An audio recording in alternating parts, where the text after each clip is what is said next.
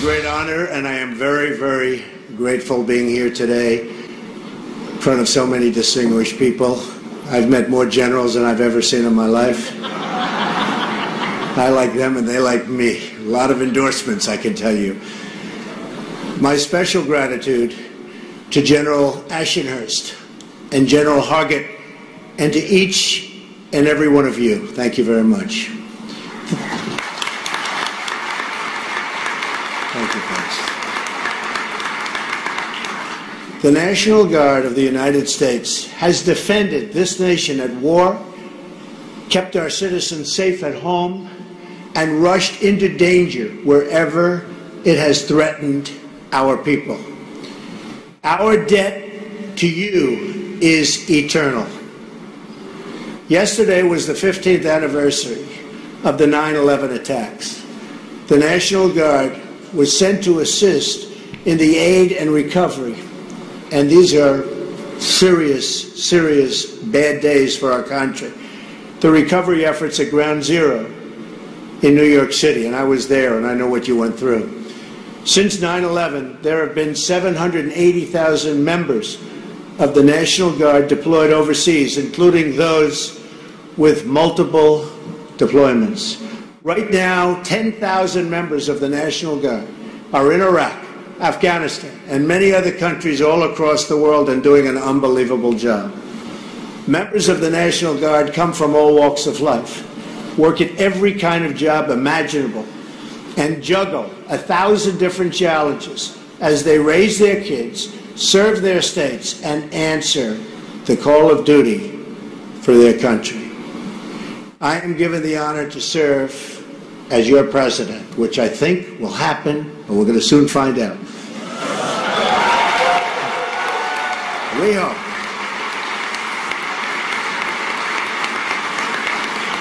And if it does happen, I will pledge to give you the resources, the equipment, and the support you need and deserve, and that you're not getting.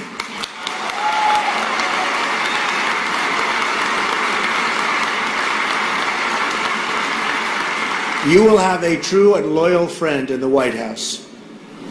Whether you vote for me or whether you vote for someone else, I will be your greatest champion.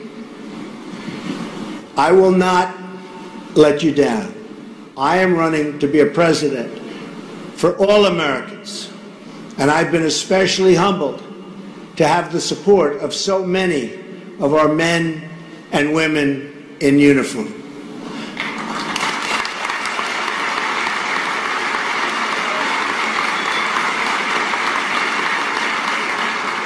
All Americans, you know what I mean. All across this country, I've met so many incredible members of both our military and law enforcement community.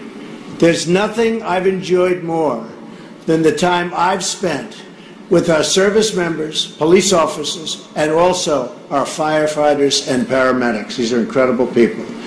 They embody the goodness and decency of our country. I was thus deeply shocked and alarmed this Friday to hear my opponent attack, slander, smear, demean these wonderful, amazing people who are supporting our campaign by the millions. Our support comes from every part of America and every walk of life. We have the support of cops and soldiers, carpenters and welders, the young and the old, and millions of working-class families who just want a better future and a good job. These were the people Hillary Clinton so viciously demonized. These were among the countless Americans that Hillary Clinton called deplorable, irredeemable, and un-American. Nobody's heard anything like this. She called these patriotic men and women every vile name in the book. She called them racist, sexist, xenophobic, Islamophobic. She called half of our supporters a basket of deplorables. in both a speech and an interview.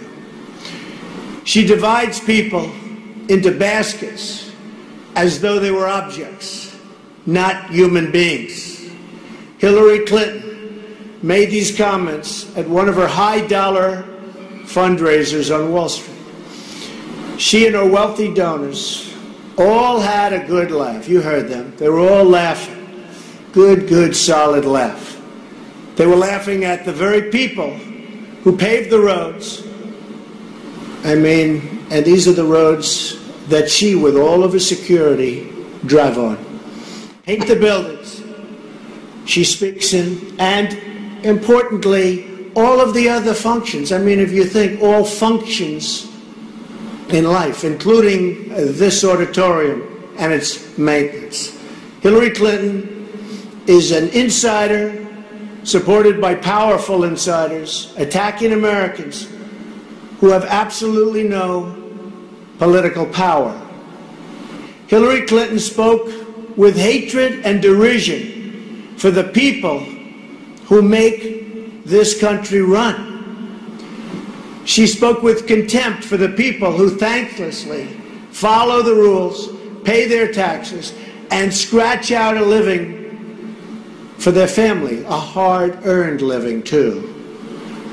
While Hillary Clinton lives a sequestered life behind gates and walls and guards, she mocks and demeans hardworking Americans who only want their own families to enjoy a fraction of the security enjoyed by our politicians. After months of hiding from the press, Hillary Clinton has revealed her true thoughts. That was her true thoughts. She revealed herself to be a person who looks down on the proud citizens of our country as subjects for her rule. She views it as her rule. Her comments displayed the same sense of arrogance and entitlement that led to violation of federal law as Secretary of State. Hide and delete her emails. Nobody's ever done anything like that before. Put classified information in the reach of our enemies, lie to Congress, and sell government favors and access through her foundation. It's the same attitude that explains why Hillary Clinton refuses to take accountability for the deadly disasters she helped to create in Iraq, in Syria, and in Libya. To this day, she won't take accountability for her role in unleashing, and that's what happened, unleashing ISIS across the Middle East, or for putting Iran on a path to nuclear weapons. And as far as ISIS is concerned, probably unleashing ISIS here. We better be very, very smart, tough, and vigilant, or we're going to have big problems. Hillary Clinton believes she's above the law, that she is above accountability, and that she is above each and every one of you. Our campaign is about giving voice to the voiceless. It's about representing the forgotten men and women of this country, and they have been forgotten. I'm here to represent everyone, but especially those who are struggling against injustice and unfairness. I am running so that the powerful can no longer beat up on the powerless. I'm running to take on the special interests, the big donors, and the corrupt political insiders. And of course, never forget the special interests. I am running to be your voice. Hillary Clinton is a voice for Wall Street, for hedge fund managers, for the top 10%, and really the top 1% and even less than that. Just look at the people funding Hillary Clinton's campaign and paying for her speeches tremendous amounts of money. And you know who she will be representing if she ever won, which I don't believe is going to happen.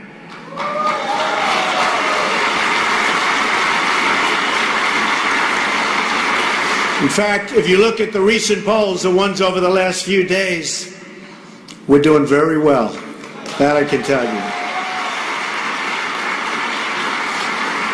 The disdain that Hillary Clinton expressed toward millions of decent Americans disqualifies her from public service. You cannot run for president if you have such contempt in your heart for the American voter, and she does. You can't lead this nation if you have such a low opinion for its citizens. Hillary Clinton still hasn't apologized to those she slandered. In fact, she hasn't backed down at all. She's doubled down on her campaign conspiracy and contempt. If Hillary Clinton will not retract her comments in full, I don't see how she can credibly campaign any further. Let's be clear. These were not offhand comments from Hillary Clinton. These were strong remarks, not at all. They were given also in an interview, and probably a number of interviews. These were lengthy, planned, and prepared remarks. It was perhaps the most explicit attack on the American voter ever spoken by a major party presidential nominee. Total disrespect for the people of our country. Clinton was using a very deliberate page from the Democratic playbook, smearing someone with one of the names, those names, in order to scare, and I mean try and seriously scare them out of voting for change. And we're bringing change. She can't bring change. She's been doing this for 35 years. She now talks about change. There's no change. It's going to be more of the same, only worse. It's going to be 4 more years of Barack Obama, only worse. She just took it to a whole new level by applying it to tens of millions of people. She used these vile words in order to bully and intimidate honest citizens out of seeking government reform. And there will be reform. There has to be reform. People who want their immigration laws enforced, and we have no choice, we have to do that, and their borders secured, are not racists. They are patriotic Americans of all backgrounds who want their jobs and families protected. People who warn about radical Islamic terrorism are not Islamophobes. They're not. They are decent American citizens who want to uphold our tolerant values and keep our country safe. People who support police and who want crime reduced and stopped are not prejudiced and are not bad people.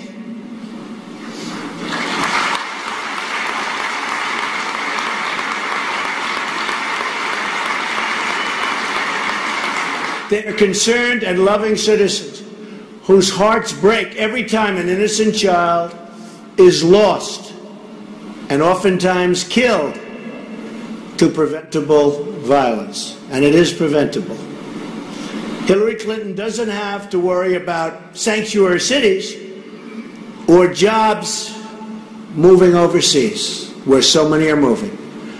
She's protected from her own policies. The policies of Hillary Clinton have produced failing schools, shrinking incomes, and the tragic poverty and joblessness in our inner cities. Our inner cities are a disaster. Our campaign is dedicated to changing these policies to make life better for all Americans.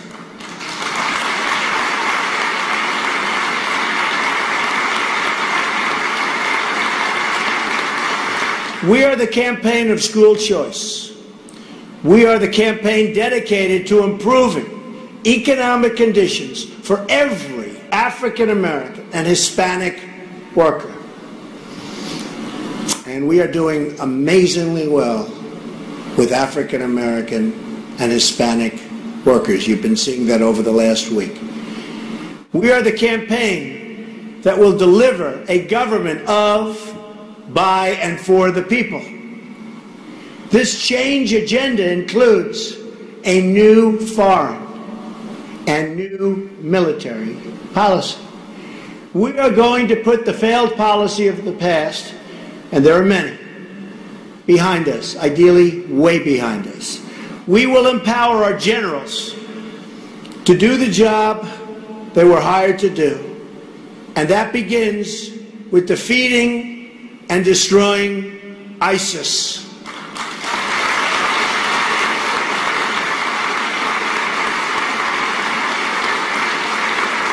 Thank you. Instead of endless wars, we want a real plan for victory.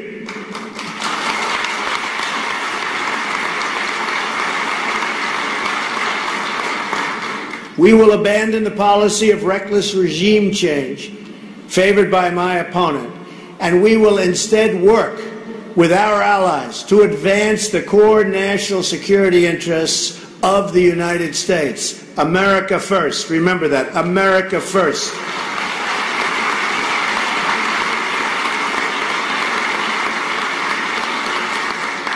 My plan calls for a major rebuilding of the entire military and the elimination of the defense, and we have to do this so quickly. It's a disaster. Of the defense sequester. It is a disaster.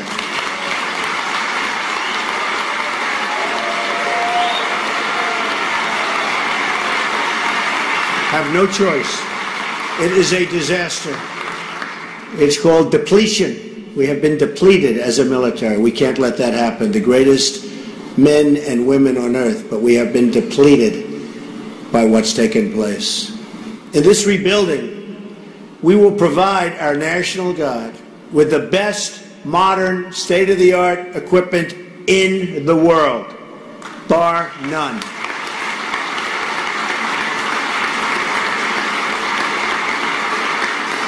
The National Guard is often the first and the last line of defense for our people. You are there when the hurricanes and floods and tornadoes strike. Always amazes me.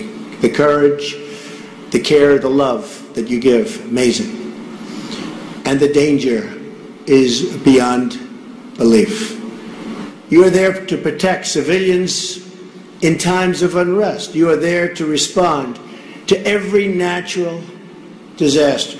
You deserve a government that recognizes and honors your contribution and that ensures you have the resources you need to get the job done and to get the job done right. Right?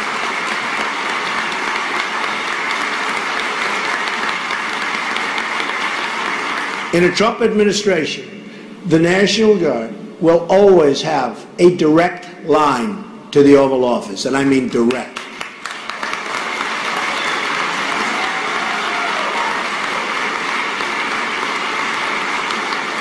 You will have an administration that never loses sight of the vital contribution you make each and every day. You will have a president who supports, promotes, and speaks up for the National Guard at every single turn.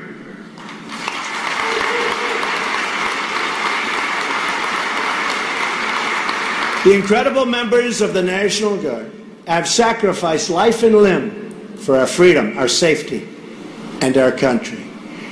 We will never forget our heroes, their families, and the ones they've left behind. Our gratitude is and will be everlasting. We will protect those who protect us, and we will follow your example of unity, working in common purpose and for a common cause. We will be one people under one God, saluting one American flag.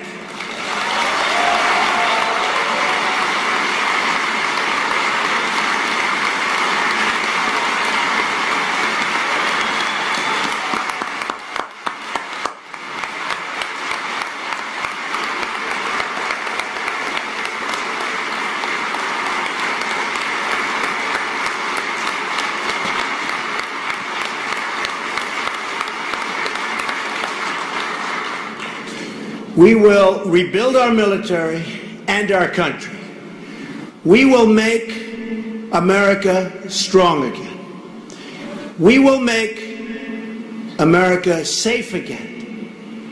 And we, together, will make America great again. Thank you very much, everybody. God bless you. Thank you. Thank you.